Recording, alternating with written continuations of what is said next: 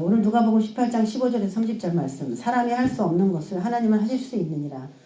초능력을 행하는 그런 하나님의 얘기가 아니라 구원의 하나님을 말씀하시고 계신 것입니다. 어떻게 우리가 구원받기 위하여 영생 얻기 위하여 우리가 어떻게 선을 행할 수 있느냐. 우리는 못할 것 같아요. 오늘 본문을 읽어보면은 저와 여러분이 영생 얻기가 엄청 어렵다 이렇게 생각하기 쉬운데, 하나님께서 사람에게 은혜를 주셔서 하나님이 스스로 그 영생을 인간에게 소유할 수 있도록 그렇게 해가시는 주님의 원리 같은 것이 오늘 말씀 가운데 들어있습니다. 오늘 18장 15절부터 17절까지는 어린아기를 데리고 왔는데, 부모는 다 한마음이죠. 저도 우리 아이들을 데리고 집회에 가서 안수해 주시기를 바라고 그렇게 아이들 길렀습니다. 좋은 영향력들을 받기 위하여 그렇게 부모라면 할 수 있는데, 예수님께서 설교하시고 그러실 때 어린아기들 데리고 와서 좀 만져주시기를, 예수님이 좀 만져줬으면 좋겠다. 예수님이 만지니까 병도 떠나가고 귀신도 떠나가고 역사가 일어나니까 그분이 우리 아이에 대해서 좀 관심을 가졌으면 좋겠다. 이제 그런 부모의 마음이 있지 않습니까? 그래서 아기를 막 데리고 왔어요. 근데 제자들이 볼 때는 이 어린아기가 예수님의 사역을 방해하는 그런 존재처럼 보이는 거예요. 그래서 제자들이 보고 그것을 꾸짖었습니다. 예수님 바쁘신데 왜 자꾸 너희들이 어린아기들 데리고 오느냐 이러면서. 그랬더니 예수께서 어린아기들 도로 불렀어요. 어린아이들을 불러서 어린아이들이 내게 오는 것을 용납하고 금하지 말라. 하나님의 나라가 이런 자의 것이다. 이렇게 얘기를 해줍니다. 우리 그 말씀이잖아요. 우리가 여기 마태복음에 있는 말씀으로 어린아이 오는 것을 금하지 말라고 우리가 이제 유아실 그 위에다가 써놨는데, 이렇게 이제 우리가 별 볼 일 없는 그런 취급을 하기가 쉽죠. 어린아이. 그런데 하나님 나라에 들어가는 그런 사람들 같은 다 저런 어린아이 같은 그런 사람들이 천국에 들어가더라는 거예요. 하나님의 나라에. 그럼 우리가 생각할 때 어린아이는 도대체 어떤 사람이길래 천국에 들어갈 수 있다는 것인가? 너무 암담하죠. 어떻게 어린아이를 예수님은 보셨을까? 17절에 내가 진실로 진실로 이르노니 누구든지 하나님의 나라를 어린아이와 같이 받아들이지 않는 자는, 자 16절에 하나님의 나라가 이 어린아이 이런 자들의 것이다 이렇게 말씀하셨고, 17절에는 어린아이와 같이 하나님 나라를 이렇게 받아들여야 된다. 이 받아들이는 것이 굉장히 어린아이들이 뭔가 특별하다는 거예요. 어른하고 좀 다르게 하나님 나라를 이렇게 우리가 받아들이잖아요. 근데 어른들에게 우리가 전도해도 안 믿거든요. 그러면 우리는 어린아이 같아서 일단 이제 하나님 나라는 들어왔다라고 이제 생각을 하고 있는데, 이 오늘 만나는 이 어떤 관리, 이 사람은 과연 우리만큼도 못한 사람이기 때문에 하나님의 나라를 거절당한 것인가? 그런 의문이 들어요. 그래서 어떻게 해야 어린아이 같이 받아들이는 자가 되는 것인가? 그래서 결단코 어린아이 같이 받아들이지 않는 자는 하나님 나라에 못 들어간다 그랬어요. 그래서 18절부터 나온 게 뭐냐면은 어떻게 어린아이처럼 하나님 나라를 받아들여야 되는 예가 딱 그때 당시에 또 등장을 한 거예요. 그때 이제 주인공으로 등장한 사람이 18절에 어떤 관리입니다. 그러니까 이 어떤 관리는 어린아이 같지 않은 사람의 대표적인 사례예요. 이 관리처럼 하면 안 된다. 이 어떤 관리는 영생에 대해서 관심이 있었고, 영생은 곧 하나님의 나라를 나타내는 어떤 그런 이야기처럼 구성이 되어 있는데, 어린아이 같은 사람과 하나님 나라가 받아들이지 못하는 그런 어른 같은 사람의 예가 오늘 이제 완전히 상반적으로 나오게 된 것입니다. 어떤 관리가 물어봐요. 선한 선생이여, 내가 무엇을 하여 영생을 얻으리까? 예수님에게 선생님이라고 하죠. 랍비, 히브리어로 랍비인데 무엇을 잘 가리키는 거야, 본인이 들으니까. 그랬더니 메시아라고 생각을 했는지는 모르겠지만 일단은 선생님으로서는 받아들이고 있습니다. 그런데 영생을 묻는 거 보니까 이분이 보통 선생님은 아니다, 이렇게까지 생각을 한 거예요. 확실히 내가 무엇을 하여야 영생을 얻으리까? 이 관리의 관심은 영생이에요. 굉장하죠? 여러분의 관심은 뭐예요? 여러분의 관심도 영생입니까? 한때는 영생이 우리의 관심일 수가 있었겠죠. 한때는. 늘 영생이 저와 여러분의 관심은 아니죠.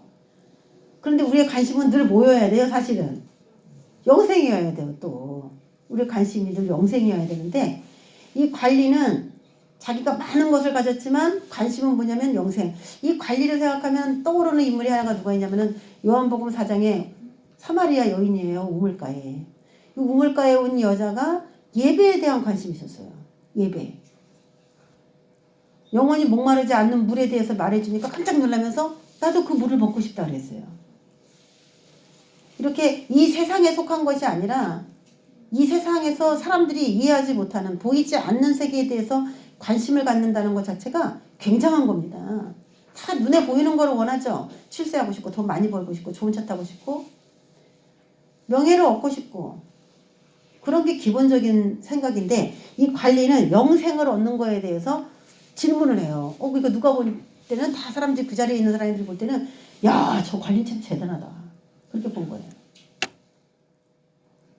그래서 이 어린아이가 지금 물려지는 상황 가운데서 예수님이 이 어린아이와 같아야 돼 라고 얘기하시는 그런 상황에서 이 관리가 마치 그 어린아이의 대표적인 예인 것처럼 이렇게 딱 등장을 한 거예요. 영생에 대해서 관심이 있어서 예수님께 오는 그 순수한 마음. 예수께서 이르시되 내가 어찌하여 나를 선하다 일컫느냐 하나님 한 분 외에는 선한 이가 없느니라. 좀 쌀쌀맞으신 것 같아 예수님 어떻게 보면은. 그렇지 나도 선하지 나도 하나님이니까 나도 선해 이렇게 다 좋게 얘기해 주시면 되는데 어찌하여 나를 선하다가 일컫느냐. 선한 이는 하나님 한 분 외에 처음 만난 사람에게 하는 말치고는 그런데 우리 예수님께서는 그 사람의 모든 마음과 관심이 무엇에 많이 기울었는지를 이제 알고 계시는 거예요. 그러면서 내가 계명을 안 하니 이것도 알아요. 이 관리가 계명을 다 알고 있다는 것도 알아요. 예수님이. 간음하지 말라, 살인하지 말라, 도둑질하지 말라, 거짓 증언하지 말라, 내 부모를 공경하라 하였느니라 여쭤오되 이것은 내가 어려서부터 다 지켰나이다 라고 아주 담대하게 얘기합니다. 자, 영생을 얻기를 원했던 이 사람에게 지금 다 자기가 다 한다 그랬어요. 간음하지 말라. 네, 어려서부터 지켰어요. 살인하지 말라. 네, 어려서부터 지켰어요. 도둑질하지 말라. 거짓 증언하지 말라. 내 부모를 공경하라. 네, 어릴 때부터 다 지켰어요. 이게 이제 거의 십계명이잖아요. 그 이스라엘 백성들이 어렸을 때부터 얼마나 십계명 훈련을 잘 받았는지 십계명 가운데 있는 계명을 어기는 것에 대해서는 굉장한 이 교육 레벨이에요. 이들의 레벨이 상당히 높습니다. 그래서 뭐 613가지를 다 지키지는 못하지만 그 중에 대표적으로 10가지에 대해서는 외형적으로는 마음적으로는 정말 간음도 하고 싶고 살인도 하고 싶고 도둑질도 하고 싶고 그런 마음이 있는지 모르지만 외관적으로는 어쨌든지 이 계명들을 다 지킨 거예요. 이건 대표적으로 십계명을 얘기한 거예요. 저 어렸을 때부터 십계명 다 지켰습니다. 이 얘기예요. 옆에 있는 사람들이 볼 때는 또 야 대단하다. 어떻게 저렇게 예수님 앞에서 저렇게 떳떳하게 말할 수 있지? 보통 사람이 아니네. 여기까지는 막 사람들이 놀랬을 거예요. 영생에 대한 물음을 하는 것도 신기한 데다가 십계명을 어렸을 때부터 지켰다. 그런 얘기. 대단하죠? 여러분 지킵니까? 여러분 지켜요? 십계명 잘 지킵니까? 외형적으로. 살인해요, 여러분? 간음도 하고? 도둑질도 합니까? 십계명적으로는 근데 거짓 증언하지 말라는 좀 걸릴 것 같아. 내 이웃의 물건을 탐하지 말라. 그런 거 좀 걸릴 것 같아. 이웃의 물건 탐해봤죠? 안 탐해봤어요? 이거 거의 100% 걸릴 거예요. 거짓 증언? 이것도 이제 뭐 모든 사람이 다 하지는 않겠지만 저 사람이 싫어서 없는 말을 지어내는 그런 경우도 있기도 하거든요. 법정에서는 그렇게 하지 않겠지만 생활 속에서는. 십계명도 제대로 10가지 다 지킨다라고 볼 수가 없습니다. 우리가 신앙생활 엄청 잘하는 사람이라 할지라도. 근데 이 관리는 그것을 내가 어려서부터 다 지켰나이다라고 아주 그렇게 담대하게 얘기를 해요. 그리고 예수님이 내가 예수님 같으면 야 일로 오세요. 앞으로 오세요. 여러분 이 사람을 본받으세요. 그러면서 이 사람을 뭐 직책을 하나 주고 할 수도 있어요. 예수님이 그렇게 하지 않는 거예요. 예수님은 그 심령을 꿰뚫어 보거든요. 뭐라고 말씀하시냐. 예수께서 이 말을 들으시고 이렇게 말은 모든 사람이 다 듣는데 거기에 대한 이렇게 처방 그런 것들이 예수님 참 독특해요. 이 말을 들으시고 이르시되 내게 아직도 한 가지 부족한 것이 있으니 이렇게 완벽한데 늘 영생에 대해서 고민하는 사람이고 십계명도 잘 지키는데 예수님은 처음 만난 사람에게 참 무례한 것 같아. 또 이거 봤을 때도 한 가지 부족한 것이 있으니 초면에 사귀다가 이렇게 말씀하시면 좋을 것 같은데 저는 처음 만난 사람이 딱 만났을 때 제가 다 좋은데 너는 이게 문제야 이렇게 얘기하면 그 사람 다시 우리 교회 안 올 텐데 그렇죠? 예수님은 참 사람 눈치 안 보고 단도직입적으로 얘기하시는 그런 습관이 있어요. 한 가지 부족한 것이 있으니 내게 있는 것을 다 팔아 가난한 자들에게 나눠줘라. 그리하면 하늘에서 내게 보화가 있으리라. 그리고 와서 나를 따르라. 그랬어요. 다 지켰는데 부족한 것이 뭐냐면 네 모든 것을, 내게 있는 것을 다 팔아. 일부를 팔아가 아니라 다 팔아. 다 팔아 가난한 자들에게 나눠줘라. 그랬어요. 여러분, 가난한 자들은 다 착합니까? 가난한 자들은 욕심 없어요? 가난한 자들도 욕심 있어요.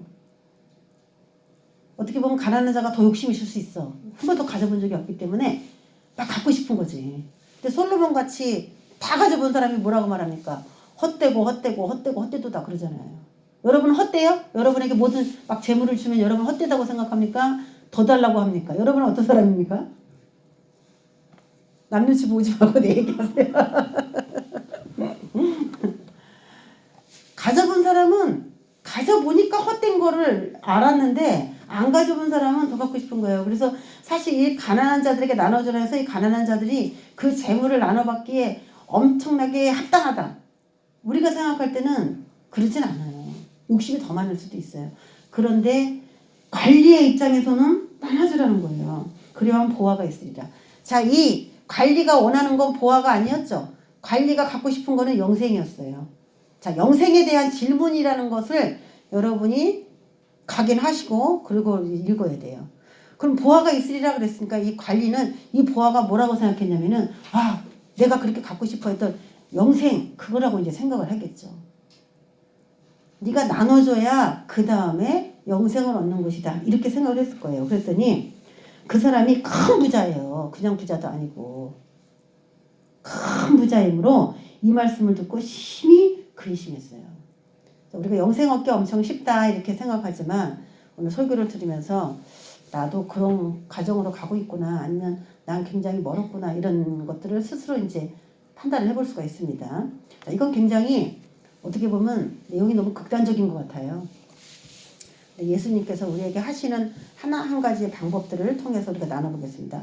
자, 나눠줘라. 그러면 보화가 있을 것이다. 그 다음에 나를 따르라는 거예요. 그럼 보화가 먼저 있죠. 그 보화를 가졌다고 해서 끝이 아니라 이 보화가 혹시 영생이라 할지라도 영생을 얻었으니까 가만히 있는 것이 아니라 예수님을 계속 따라다녀야 되는 그 이후의 과정들이 또 있다는 거죠. 근데 지금은 네가 나를 따르기에 적합하지 않다라는 것입니다. 왜? 나눠줘야 되는 거 먼저 해야 되기 때문에. 이 사람은 뭘 따라다녔냐면 율법을 따라다닌 사람이에요. 십계명이요. 율법을 따라다니고 율법을 준수한 사람들이에요. 그런데 예수님을 따르려고 하니까 영생은 율법에 속한 것이 아니고 예수 그리스도의 복음에 속한 것이기 때문에 예수 안에 들어가야 그 영생을 얻게 되는데 이 사람에게는 무엇인가가 예수님을 따르고 영생을 얻기에 불합격을 판정을 받아요. 그냥 율법 안에 머물러 있게 돼요. 만약에 여기서 이제 예수님이 그러면은 이 사람은 율법 안에 그냥 있는 그런 사람이 되는 겁니다. 이게 도대체 무슨 말인가? 라는 의미를 한번 나눠보겠습니다. 그랬더니 24절에 근심하더라. 근심했어요. 그랬더니 예수께서 그를 보시고 이르시되 재물이 있는 자는 하나님의 나라에 들어가기가 얼마나 어려운지. 그 재물이 어디에 있냐? 마음에 있는 거죠. 마음.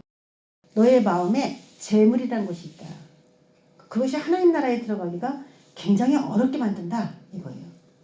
그래서 우리가 제가 저번에도 설교를 했듯이 재물이 많은 것은 죄가 아닙니다. 돈이 많은 건 죄가 아니에요. 근데 그 마음에 그 재물에 연연하고 그것이 없어서 불안하면 그것은 죄가 돼요. 그리고 재물이 많은데도 난 조금밖에 없어 라고 생각하고 연연하게 되면은 그거는 그 사람은 그게 죄가 되는 거예요. 많았는데 많은 재물을 다른 사람들을 위해서 쓰기 위해서, 다른 사람을 돕게 하기 위해서 내게 마치 은행처럼 맡긴 것이다 라고 그런 마인드를 가지고 어려운 사람 볼 때마다 조금씩 도울 수 있는 그런 마음이 있다면 그 사람은 천국에 갑니다. 돈이 많아도. 나를 위해서 쓰기 위해서 모으고 저축하고 없으면 불안하고 그렇다면 그것은 100% 내 마음에 재물을 연연하는 그게 있어요. 돈과 하나님을 겸하여 섬기지 못하는지 하면서 돈도 하나의 재물도 신이라고 그랬어요. 신.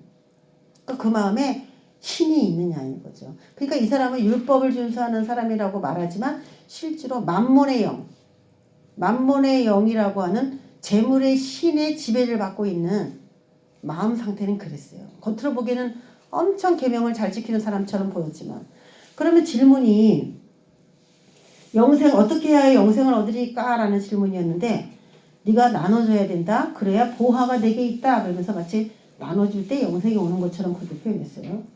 그리고 하나님 나라에 들어가기가 얼마나 어려운지 그랬어요. 그럼 영생을 얻으면 하나님 나라에 들어간 걸로 보는 거죠. 그리고 하나님 나라에 들어간 사람은 영생을 얻은 걸로, 이렇게 같은 말이에요. 영생, 보화, 하나님 나라. 그럼 이가 근심하면서 돌아갔어요. 그러면 어떻게 돼요? 근심하면서 돌아가면은 어떻게 되는 겁니까? 하나님 나라에 못 들어간 거고, 영생도 못 얻은 거고, 보화도 못 얻은 거죠. 자, 그러면 요런 보화가 과연 뭐길래, 이 사람이 지금 구약 안에 있어요. 율법 아래 있는데 어떻게 이 나눠주면 보화를 얻게 되고 예수님을 따를 수 있는 요런 원리가 작동을 하게 되는 것인가? 자, 말씀을 한번 보겠습니다. 자, 나눠주면은 뭐가 오기 때문에 보화가 옵니다. 나눠주면 와요. 이게요, 저와 여러분의 신앙생활에 굉장히 중요한 역할을 해요. 저도 이제 뭐 교회에서 누구 나눠주고 이러는 거를 이렇게 배우지도 못하고 나눠줄 만큼 넉넉하지도 않았어요. 그런데 이 관리처럼 영생에 대한 관심을 가질 때가 있어요, 우리가. 신앙생활 하다가. 영생에 대해서 미치도록 몸부림을 치면서 하나님께 이렇게 영생에 대한 갈구를 할 때가 있어요. 그런 신앙의 때가 있어요. 그때는 반드시 이 말씀이 중요해요. 나눠주면 오는 것이 보화다. 곧 영생이다. 그러면 나눠줬다? 그러면 이제 이 사람이 관리인데 안 나눠줬어요. 이 사람은. 근심하면서 심히 근심하더라 그랬어요. 그래서 뭐 어떻게 했는지는 모르겠지만 근심하면 돌아갔다는 부분도 있으니까 이 사람은 그냥 돌아갔겠죠. 그러면 나눠주면은 어떻게 해서 영생이 오게 되는 것인가? 그런 것도 한번 나눠보겠습니다. 자, 나눠줘라. 그럼 보화가 있으리라. 그리고 나를 따르라. 자, 그럼 나눠줬을 때 보화, 이 보화에 대해서 얘기할게요. 골로새서 2장 2절에 보면은 하나님의 비밀인 그리스도를 깨닫게 하려 함이라. 예수 그리스도는 하나님의 비밀이다. 특급 비밀이에요. 그래서 이 하나님은 이 비밀을, 자신의 비밀을, 예수인데 이 예수님을 아무에게나 짜자잔 오픈을 안 해요. 그래서 교회를 다니는데도 여전히 이 어떤 관리처럼 계명은 지켜. 교회에서 지켜야 될 도덕, 교회에서 지켜야 될 규율들은 잘 지켜. 그런데 그가 뭘 모르냐면 예수를 몰라요. 예수를. 하나님은 아는데 예수를 몰라요. 이 중에는 이해하시는 분도 있고 이해하시지 못하는 분도 있을 겁니다. 하나님까지는 왔는데 예수에 대해서는 몰라. 예수는 곧 말씀이시고 말씀 속에는 지혜와 지식의 모든 보화가 그 예수 안에 다 들어있어요. 예수 안에. 그래서 하나님이 그 아들 예수 그리스도를 어떤 사람에게 주면은 그 사람은 예수님에 대한 지혜와 지식의 모든 보화를 통째로 갖는 거나 마찬가지예요. 근데 그 아들 예수를 주기 전에 우리의 소유를 하나님이 그 아들과 바꿀 수 있는 그것을 시험하는 때가 있다니까요. 아들을 그냥 안 줘요. 그러면 우리에게 다 팔아서 달라 이렇게 하나님이 말씀하신 적이 없어요. 저한테도 다 팔아서 달라고 말씀하신 적이 없어요. 근데 이 관리에게는 다 팔아서라고 얘기하셨죠. 이 얘기를 왜냐면은 맨 처음에 우리가 이제 하나님을 알고 예수를 알고 싶은 강한 욕망. 나는 교회 다니면서 내가 예수님을 아는 줄 알았어요. 예수님에 대해서 목사님이 설교하면은 제가 그걸 다 들었기 때문에. 그래서 나는 그분에 대한 지식과 그분에 대한 지혜가 있는 줄 알았어요. 근데 내가 예수님을 만나보니까 내가 알고 있는 예수님에 대한 지식과 지혜는 1000분의 1, 10,000분의 1밖에 안 되는 것이었어요. 옆집 아저씨 이름을 알고 있는 것 같이 그렇게 내가 예수를 알고 있었어요. 근데 저한테 그때 뭐 나눠주라고 그래서 큰 뭐 집을 다 줘라 막 이러지는 않았거든요. 근데 이 관리에게는 왜 다 나눠주라고 할까요? 제가 그거 곰곰이 생각했는데 신앙생활 하다 보면 답이 나와요. 그 당시에 우리가 이제 하나님에게서 예수를 아는, 예수 안에 들어있는 이제 지혜와 지식을 하나씩 습득을 하게 되는데 그 보화도 한꺼번에 왕창 오는 게 아니에요. 예수님의 사랑을 잊고 싶어서 성경을 읽고 그분을 체험하면서 아주 오랜 시간 그 하나님의 비밀인 예수 그리스도가 안에 들어오기 시작해요. 하나님이 꽁꽁 숨겨놨던 비밀이에요. 1급 비밀인데 그거를 성도들이 알게 되는 거예요. 근데 한꺼번에 아는 게 아니에요. 얼마나 오랜 시간 동안 이걸 알게 되는지 몰라요. 그럼 물론 여기서는 다 팔아서 줘라 이렇게 얘기했지만 우리에게는 이제 이게 한 가지 예화기 때문에 이렇게 나온 거고, 실제로는 우리가 하나님께 우리의 소유를 팔아서 이렇게 드리는 만큼의 보화나 지혜와 지식이 그때 오면서 이 예수에 대한 모든 비밀을 다 알게 돼요.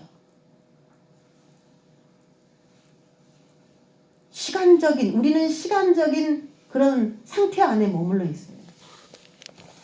근데 그 당시에는 좀 받아들이기 어려운 그런 걸 요구하시기도 사실 하시죠. 우리가 가진 모든 것이에요. 그때. 뭐 집까지 달라 그런 건 아니고 통장에 있는 거. 기도만 하면 그 감동이 와. 어? 그리고 어디를 가든지 똑같은 얘기를 해. 어디를 가든지 있는 거 다 갖다 바치세요. 있는 거 다 갖다 바치세요. 목회 열리기 전에.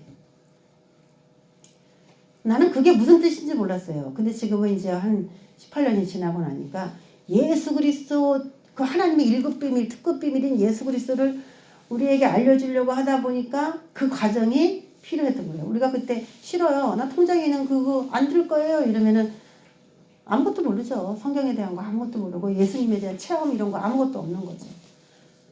그럴 때가 있어요. 지혜와 지식, 예수 그리스도가 그 보합니다. 예수 그리스도를 가까이 하게 되면은 하나님이 자기 아들을 우리에게 탁 주시게 되면은 그 예수 안에는 지혜와 지식이 엄청 많기 때문에 보호를 끌어안는 게 되는 거예요. 마태복음 13장 44절에도 하나님은 천국은 마치 그랬죠. 천국은 오늘 여기서 말한 하나님의 나라입니다. 천국은 마치 밭에 감추인 보화와 같으니 그랬어요. 밭에 감추인 보화. 사람이 이를 발견한 후 예수에 의해 천국은 마치 감추어놓은 하나님이 감추어놓은 보화를 찾은 사람과 같다. 그 사람이 그 예수를 발견하고 기뻐 돌아가서 자기의 소유를 다 팔아 그 밭을 산 거예요. 그 밭을. 어머, 오늘 밭 얘기 많이 나오네. 응? 예수님이 있는 그 밭을 산 거예요. 자기의 소유를 다 팔아. 그래서 이 사람은 그분에 대한 지혜와 지식, 그 보화가 이렇게 있는데 어느 밭에 있는지 모르니까 밭 전체를 다 산 거죠. 이 성경 전체를 다 사서 여기 안에 있는 예수를 이제 그 사람이 캐기 시작하는 겁니다. 근데 다 감춰져 있어요, 이게 다. 성경책에 감춰져 있습니다. 그래서 이것을 꺼집어서 예수를 더 깊이 아는 그런 지식으로 이렇게 개발을 하고 만들어야 되는 그런 과정으로 들어가는 겁니다. 자, 이 보화는 예수 그리스도를 통해 지혜와 지식을 얻는 거라 그랬어요. 예수님을 만나는 거예요. 자, 얻는 방법은 자신의 가장 귀한 것과 바꾸는 겁니다. 여기서는 네가 갖고 있는 것을 다 팔아라 했지만 뒤로 가면은 꼭 우리가 갖고 있는 재물만 말하는 건 아니에요. 가장 귀한 거, 내가 가장 귀하게 여기는 거, 그것과 예수님을 바꾸는 그런 타이밍이 있어요. 그래서 이 사람은 왜 나눠주라고 예수님이 얘기했냐면은 그 너무나 많은 소유가 그 예수를 믿기에 걸림돌이 돼요. 이제부터는 예수님이 말씀을 하나씩 줄 거예요. 이 관리에게 다 나눠주고 아무것도 없으면 시키는 대로 해라 그러면서 하나씩 말씀을 줄 거예요. 그럼 그 말씀대로 이행을 하면은 일이 진행이 될 거예요. 그러면서 예수님에 대한 믿음이 생기게 될 건데 이 사람은 지금 너무 많은 걸 갖고 있기 때문에 예수님께서 너 어렵지? 그럼 이렇게 해야 할 때 어렵지 않기 때문에 무슨 말을 할 수가 없는 거예요. 말을 줄 수가 없는 거예요. 말씀을 믿을 만한 일이 그 사람에게 일어나기가 어려운 겁니다. 다 갖고 있기 때문에. 여러분이 차 달라, 집 달라, 뭐 결혼하게 해달라, 좋은 직장 달라, 이제 막 그런 기도를 하잖아요. 저축도 많이 하게 해달라, 여러 가지 기도를 할 수가 있는데, 돈이 많아갖고 차도 있고, 집도 있고, 직업도 좋은 거 있고, 다 가져봐요. 그럼 뭐 달라고 하겠습니까? 누구에게? 예수님이 또 뭐 필요한 거 없느냐? 없어요, 없어요. 그럼 예수님은 안 찾잖아요, 사람이 심리적으로. 이 관리가 바로 그런 거예요. 그래서 이제 나눠주라고 하는 이유는 예수 그리스도를 믿으려면 말씀을 하나하나 의지하여 믿고 가는 삶으로 들어가야 되는데 너무나 다 가진 게 많기 때문에 어떤 말을 해줄 수가 없는 거예요. 그래서 이 사람은 하나님을 아는 단계에서 이제 예수 그리스도 그 아들을 아는 과정으로 들어가는데 불합격 판정을 받게 됩니다. 여러분 이해가 쉽습니까? 저와 여러분에게도 이럴 때가 있어요. 그래서 내가 정말 이제 하나님만 믿었다라고 생각했다면은 예수와 정말 깊이 있는 관계, 여러분 그 깊이 있는 관계라는 그 관계가 있어요. 그 관계로 들어가기 전에 그래서 뭐 많은 걸 가지고 내가 교회를 개척하겠다. 시작부터 틀린 거예요. 어렵습니다. 자기 힘으로 이제 개척해서 살아가려고 하는데 어떻게 그게 이루어지겠습니까? 자, 그러면 하나님 먼저 그리고 예수님 이렇게 신앙이 이렇게 변화가 되는 건데 맨날 하나님만 아는 사람들하고는 또 예수님의 말씀에 대해서 나누려고 하면 참 갭이 있어요. 어렵습니다. 제 말이 맞나 볼까요? 자, 요한일서 1장 6절로 한번 우리가 확증을 받아볼게요. 요한일서 1장 6절에 보면 만일 우리가 하나님과 사귐이 있다 하고 하나님과 사귀어요. 여러분이 교회 와서 이제 처음 예수를 믿고 교회에 오면 기도할 때 어떻게 되면 하나님 아버지 감사합니다. 하나님으로 시작했다가요. 하나님으로 끝나요. 그건 뭐냐면 그 사람이 지금 하나님과 사귀고 있기 때문에 그래요. 하나님과 사귐이 있다 하고 어둠에 행하면 행동이 수반되지 않는 신앙이죠. 거짓말을 하고 진리를 행하지 않는 것이다. 진리. 이 진리가 뭐예요? 이게 예수예요. 이 진리가. 하나님과 사귐이 있다 하고 어둠 가운데 행동하면서 거짓말을 한다면은 진리를 행하지 않는 그런 삶을 산다면은 무슨 문제가 생기냐? 7절에 그가 빛 가운데 계신 것 같이 우리도 빛 가운데 행하면 그가 여기서는 하나님이죠. 그래서 지금 하나님과 사귄다고 하면서도 행동이 올바른 사람이 있고 행동이 나쁜 사람이 있다는 거예요. 근데 그가 빛 가운데 계신 것 같이 우리도 빛 가운데 행하면 우리가 서로 사귐이 있고 여기서 우리가 하나님하고 우리죠. 하나님하고 우리하고 서로 이제 잘 사귀게 돼요. 그러니까 교회 안에 들어온다 할지라도 하나님과 잘 사귀는 사람이 있는가 반면에 하나님과 사귀기도 매우 어려운 사람이 있다는 얘기죠. 뭘 차이예요? 어떤 사람이 하나님과 잘 사귀어요? 오늘 말씀 보니까. 하나님이 기뻐하는 행동을 했을 때, 빛 가운데 행동했을 때 우리가 서로 사귐이니까 하나님과 그 성도가 사귐이 있다는 겁니다. 그러니까 교회 안에서도 하나님을 잘 믿는 사람이 있고 잘 못 믿는 사람이 그 안에서 또 있어요. 하나님 안에서도. 근데 이 사람은 하나님은 잘 섬겼어요. 하나님은 잘 생겼어요. 근데 마지막 한 가지만 지키면 이제 딱 하나님 선에서 벗어날 수 있는 것인데 우리가 서로 사귐이 있고 자 하나님과 잘 사귀게 되면 그 다음에 무슨 일이 생기느냐? 그 아들 예수의 피가 우리를 그 하나님과 잘 사귄 그 우리를 모든 죄에서 깨끗하게 하신다. 그때 죄 사함이 일어나요. 예수님의 피공로가 그 사람에게 흡수가 됩니다. 그럼 뭐가 와요? 영생이 오는 겁니다. 왜 아까 그 사람의 그 행동, 네가 그 나눠줘라라고 하는 행동 때문에 영생이 캔슬됐는지 여러분 아시겠습니까? 이제 하나님을 열심히 믿었다고 하지만 그 한 가지만 더 잘하면은 하나님과의 사귐이 완벽하다라고 보고 그리고 그 예수의 피 안에 공로로 들어와서 그 죄를 씻어주는 영생의 단계로 들어가는데 그것이 하나님과 빛 가운데 사귀는 그 마지막 그 걸림돌에서 딱 걸려버린 거예요. 그 사람이. 여러분 오늘 이 말씀을 잘 생각하시기 바라겠습니다. 굉장히 중요한 타이밍 가운데 이걸 놓쳐버린 거예요. 그렇기 때문에 또 돌아야지. 하나님과 잘 사귀어야지 또. 자, 하나님에게서 예수께로 가는 과정입니다. 하나님과 사귀고 사귐이 시작됐다면은 그때부터는 빛 가운데 행동해야 됩니다. 그래서 여기에서 내게 있는 거 나눠줘라. 그 말씀이 딱 여기에 해당되는 거예요. 그러면 예수의 피의 속죄를 경험하고 영생으로 들어가는 겁니다. 그러면 여러분 교회 안에 들어와서 예배드리는 모든 사람이 영생을 얻었다고 볼 수가 있습니까? 아닌 것이죠. 교회 안에 들어온 모든 예배드린 사람이 하나님과는 사귈 수 있겠지만 영생을 얻었다고 볼 수는 없는 것이에요. 이 과정들이 있기 때문에 그래요. 그러니까 제일 예수님과의 교제를 가로막는 게 뭐냐면은 욕심입니다. 그러니까 이 중에 내가 제일 큰 문제는 욕심인 거야. 나는 욕심이 좀 많은 게 문제야. 난 다 좋은데 욕심이 많은 게 문제야. 그 사람들은 은혜 받기가 굉장히 어려워요. 자기는 자기가 아니라고 하겠지만 성경적으로 보면 그래요. 자기 스스로를 잘 점검하고 믿으셔야 됩니다. 할렐루야! 욕심이 있는 사람이 이게 영생 얻기가 어려운 거예요. 세상에 꺼서 하늘라도 주려고 하는 거. 그런 것 때문에. 자, 그래서 이 보화는 누구냐? 예수 그리스도라는 겁니다. 그래서 나눠주면 예수가 오는데 나눠주지 않으면 예수가 이제 거절된 거죠. 그리고 그럼 예수가 오면 영생이 시작된 거고 하나님 나라에 입성한 건데 나를 따르라라고 하는 얘기는 왜 할까요? 자, 나를 따르라 보겠습니다. 왜 보화이신 예수님을 만났는데 왜 나를 따르라 예수님을 따라다니면서 그렇게 또 예배도 드리고 우리가 오늘처럼 이렇게 왜 해야 됩니까? 요한복음 6장 47절에 보면은 믿는 자는 예수를 믿는 자는 영생을 이미 가진 것이다 그래요. 근데 그 관리는 예수를 갖지 못했어요. 예수님을 믿지 않았죠. 말씀했는데 그 말씀을 못 믿었죠. 다 팔아서 나눠주면은 난 알거지 됩니다. 어휴 안돼. 못 믿었어요. 그 말 자체를. 근데 진리인데.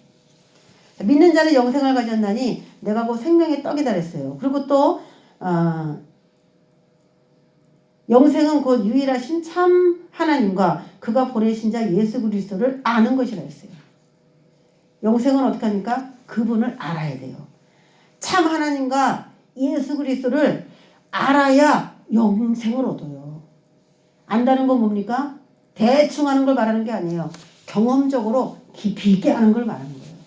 그래서 예수님을 이제 나눠줬어요. 그래서 보화 대신 예수님이 왔어요. 그럼 영생이 시작돼요. 그 사람에게. 근데 나를 따라야 되는 이유는 뭐냐면 그분을 내가 지금 만났지만 내가 그분을 다 알지 못해요. 그래서 영생은 시작됐지만 영생이 완성되지는 않은 거예요. 그래서 영생을 완성하기 위하여 그분을 따라다니면서 말씀 위주로 따라다니면서 그 영생이 완전히 나를 집어삼킬 수 있도록 영생 안으로 내가 들어가 줘야 됩니다. 따르면서 영생을 이루어가야 됩니다. 그래서 하나만 알면 영생되는 거 아닌가요? 시작된 거예요. 입문한 거예요. 발들여놓은 거예요. 그래서 계속 따라다니면서 예수님에 대해서 배우고 알게 되면서 영생을 확보하게 되는 겁니다. 우리는 그 시작했다와 완성됐다를 자꾸 동일하게 보려고 해요. 완성됐으면 여기 예배 안 줘도 돼요. 완성됐으면 집에 있어도 완성됐으니까. 시작은 됐으나 예를 들어 우리가 부모님 집을 갑니다. 그래서 지금 떠나요. 그랬어요. 떠났다 해서 부모님 집에 도착한 건 아니죠. 근데 가고 있는 건 사실이죠. 언젠가 도착하죠. 그렇지만 시간이 걸리죠. 그거예요. 영생이라는 것도 그겁니다. 그래서 우리가 영생을 취하라. 영생을 취하라 그랬어요. 그래서 계속 우리가 신앙생활을 하는 것입니다. 자, 영생은 아는 것이다. 오늘 이렇게 나왔죠. 그리고 보화는 예수 안에서 지식과 지혜를 깨닫는 것이다. 이것도 아는 것이죠. 그래서 영생도 아는 것이고 보화도 아는 것이에요. 그래서 보화와 영생은 같은 것이다. 이렇게 볼 수가 있는 것입니다. 자, 결론을 짓자면 하나님의 나라를 위하여 어떤 관리는 내게 있는 것을 다 팔아서 나눠줘라. 이렇게 얘기를 했습니다. 그랬는데 우리가 한참 유명한 얘기 있죠. 하나님 나라 들어가기가 얼마나 어려운지 25절에 낙타가 바늘기로 들어가는 것이 부자가 하나님의 나라에 들어가는 것보다 쉬우니라. 낙타가 고민하죠 지금. 저 바늘기로 어떻게 내가 들어가나. 어렵죠. 바늘로 못 들어가요 낙타가. 근데 마음이 부자인 사람이에요. 진짜 부자인 게 문제가 아니라 마음이 부자인 사람. 마음이 다 가져서 예수가 필요 없는 사람. 예수가 들어갈 자리가 없는 사람. 그런 사람 말하는 거예요.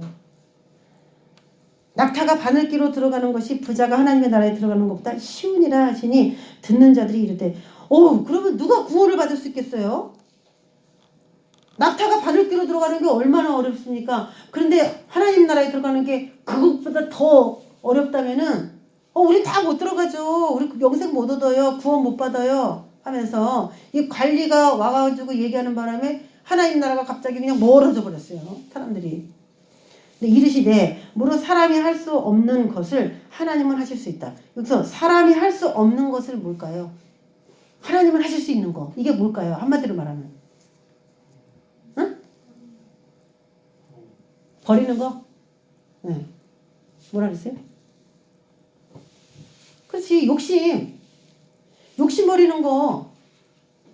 우리는 하나도 남에게 줄 수가 없고 부둥켜 안아야지 살아가는 사람인데 하나님은 하실 수 있는 거예요. 낙타가 바늘기로 들어가는 것이 그것보다 더 어려운 그런 버리는 거예요. 욕심을 버리는 그건데 하나님은 그걸 할 수 있거든요. 하나님을 받아들이면은 하나님 때문에 넉넉해지는 게 있는 거죠. 버릴 수 있게 되는 거예요. 내일이 걱정된다면 10원 한 푼도 남을 줄 수가 없죠. 내일을 맡겼기 때문에 줄 수가 있는 거예요. 말은 쉬운 게 아닙니다. 우리가 이제 하나님께 막 이렇게 이제 은혜를 받도록 기도하고 이제 드리잖아요. 많이 드린 적이 있었어요. 그러면 그것이 막 엄청나게 눈두덩이 같이 불어가지고 다시 또 올 줄로 그렇게 행한 대로 받는 거니까. 그렇게 올 줄을 막 믿고 이렇게 신앙생활을 했는데 금방 안 주죠. 금방 안 와. 생각한 것보다. 야, 그러니까 사람이 얼마나 물질에 대해서 연연을 하고 있고 거기에 대해서 잡혀 있는지 하나님이 금방 안 풀어주는 거예요. 그래서 이 정도면 오케이. 이게 안 떨어지는 거예요. 그 정도로 그렇게 마음에 무엇인가가 가득 들어있는 겁니다. 듣는 자들이 이르되 누가 구원 얻을 수 있나이까? 사람이 할 수 없는 그 욕심 버리는 것을 하나님은 하실 수 있다. 베드로가 여짜오되 보옵소서 우리가 우리의 것을 다 버리고 주를 따라나이다. 딱 얘기를 듣다 보니까 베드로가 내 얘기잖아. 난 다 버렸는데 저는 영생 얻을 수 있죠? 라고 또 출렁대고 한마디 하는 거예요. 응? 자, 어쩜 이렇게 빨라 베드로는. 머리는 좋은 것 같아. 자, 제자들 특별히 베드로는 우리의 것을 다 버리고 주를 따랐나이다 하면서 예수님을 어떻게 가까이 따를 수 있었냐면은 이 사람들 금을 치던 거 생계 수단을 버리고 예수님 쫓았잖아요. 그러니까 예수님과의 경험을 시켜준 거예요. 늘 붙어 다니면서 예수님이 자신의 일거수일투족을 다 오픈했어요. 하나님 나라의 비밀이신 그 예수님을 그 자기의 아들인 예수님을 하나님이 그 베드로에게 주시기를 허락하셨는 거예요. 한 번에 불렀는데 그냥 다 버리고 쫓았어요.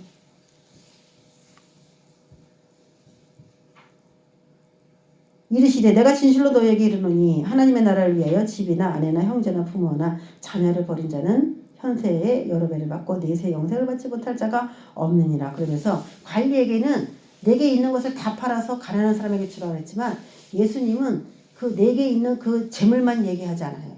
집, 아내, 형제, 부모나 자녀를 버렸다 이렇게 얘기를 해요. 그럼 버리니까 뭐 여기 가족 단위로 우리가 신앙생활을 하고 있는데 다 버리면서 다 솔로여야 되는데 어찌래 다 가족 단위예요? 그럼 우리 제일 엄청 못 믿는 사람인가? 우리는 예수님을 따르기에 부적합한 사람입니까? 그러니까 이런 얘기들을 그 이단들이 사용을 하면서 다 버려라 그러니까 그냥 부모고 자식을 다 버리고 이제 뛰어오는데 뛰어와서 별로 하는 것도 없어 그들이 그냥 합숙생활하면서 그냥 그래서 어떻게 영생을 얻고 천국에 갈 수 있는지 모르겠는데 이거는요 우리가 애착을 갖는 관리가 애착을 갖는 그것 중에 재물이듯이 사람들이 애착을 갖는 종류를 써놓은 거예요. 집에 대한 애착이 있는 사람 있죠. 아내나 형제나 부모나 자녀 때문에 신앙생활 하는데 걸림돌로 생각하는 그런 사람들이 꽤 많이 있다는 거예요. 난 남편 때문에 교회를 못 가고 난 아내 때문에 교회를 못 가고 기도해야 되는데 애 때문에 못 오고 돈 때문에 교회 안 오는 사람도 있어요. 사실은. 여러 가지 그런 자신이 우상이라고 생각 안 하는데 하나님의 일이라고 해야 되는 건 분명히 알지만 그것 때문에 안 하는 경우가 그게 우상이 되는 거예요. 그 탐심은 우상숭배라는 게 바로 그게 되는 겁니다. 자기는 하나님을 마치 잘 섬기고 이게 1순위로 돌아 이거예요. 하나님 일을 1순위로 돌아. 그 나머지는 2순위로 돌아지 버리려니까 그냥 그러면 집도 없고 아내도 없고 남편도 없고 자녀도 없고 아무도 없으면 다 노숙자게? 하나님이 다 노숙자로 살길 원합니까? 노숙자가 1등이요 그냥? 물론 예수님을 따르기 위해서 아예 결혼도 안 하고 예수님만 그냥 불철주야 따라간다면 아주 최고의 사람이겠죠. 근데 예수님이 꼭 그것만 얘기하시는 분은 아닙니다. 내게 있는 것 중에는 집, 아내, 형제, 부모, 자녀 이런 것들이 하나님보다 1순위가 된다면 그러면 이 관리는 하나님이 보시기에 자기가 가지고 있는 부가 예수님을 따라다니기에 걸림돌이 될 것이라고 보신 거예요. 그래서 원래 하나님은 예수님은 다 팔고 오라고 그런 분은 아닌데 그걸 딱 얘기를 했더니 이 사람이 깜짝 놀라는 거예요. 그래 아브라함한테 네 자녀를 저기 모리아산에 갖다 바치라 그랬잖아요. 근데 가져가셨어요? 안 가져가셨어요? 아들을 안 가져가셨죠. 아들이 하나님과 아브라함 사이에 1순위로 되어 있나를 확인하기 위해서 아들을 갖다 바치라 그랬어요. 그런데 바치려고 했어요. 근데 실질적으로 그걸 받으려고 한 건 아니었어요. 하나님이. 아브라함을 보신 거예요.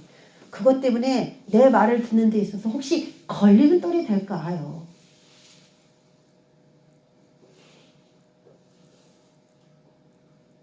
자, 우리 스스로를 점검하십시다. 다른 사람들은 예수님에 대해서 은혜도 많이 받는데 나는 좀 신앙생활 한 거에 비해서 은혜가 좀 덜한 것 같다. 말씀을 읽으려고 해서 탁 이렇게 안 읽게 되고 읽어도 문 얘기 잘 모르고 깨닫는 것도 둔하고 그분 안에 있는 지혜와 지식을 내 것으로 만드는 데 있어서 어렵다 뭔가가 더딘 것 같다. 그런 마음이 우리 안에 있다면은 내 마음 안에 너무나 많은 것들이 좀 들어와 있는 것입니다. 그걸 쏟아내야 돼요. 그래서 오늘 기도할 때는 내 안에 들어있는 관리에게는 내게 있는 그걸 다 팔으라 했는데 알아먹었어요. 이 사람은.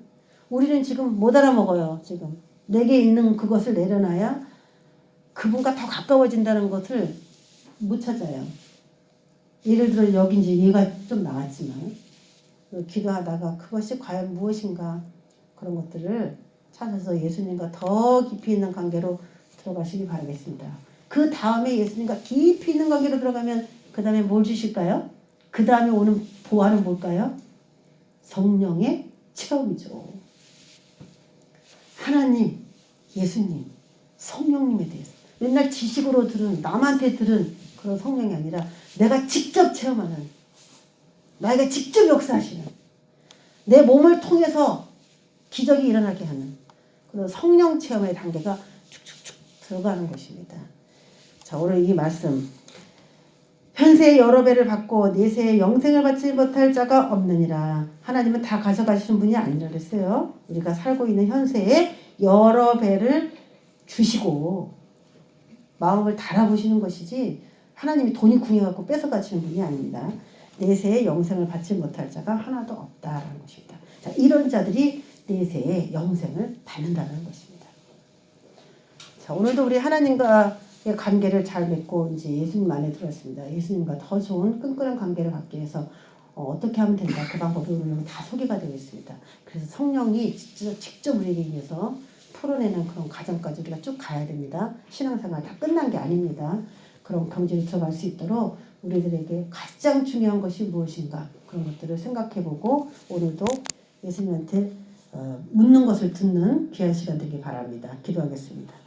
하나님 아버지 감사합니다. 우리가 죽어서 다 가져가는 것도 아닌데 살아가는 7, 80년 동안 그냥 목매고 세상의 것을 연연하고 살아가는 모습입니다. 하나님 아버지 하나님의 나라는 이 세상 걸 다 가지고 갈 수가 없습니다. 내려놓고 버릴 수 있는 빈손의 마음도 있어야 되겠습니다. 그런 축복이 우리 삶에 있기를 또 내가 뭘 버려야 되는지 오늘 물으며 찾아가기를